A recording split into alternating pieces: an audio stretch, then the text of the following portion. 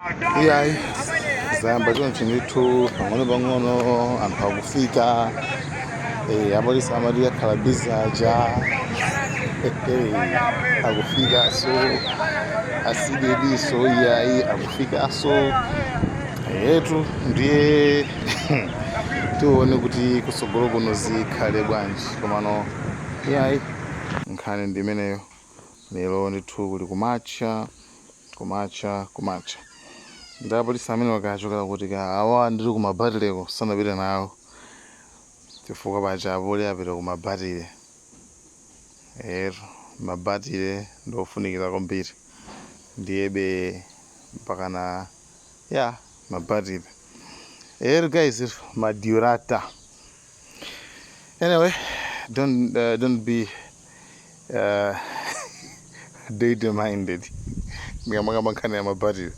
sakhani determined tikupasana zambiri